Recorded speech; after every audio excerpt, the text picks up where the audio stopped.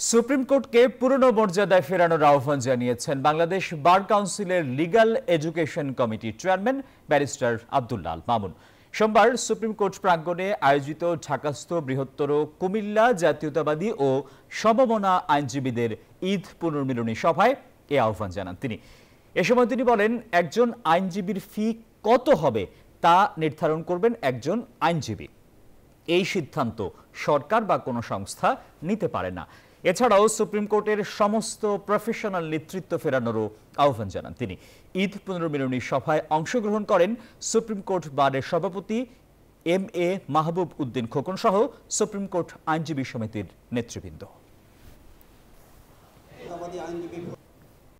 আমরা চাই সুপ্রিম কোর্টকে আমাদের সেই পূর্ণ মর্যাদায় আমরা ফিরিয়ে আনতে যেন পারি। একজন লয়ারের ফি ৫,০০০ টাকা হবে না ৫ কোটি টাকা হবে তার ডিটারমাইন করার ক্ষমতা একমাত্র আইনজীবী।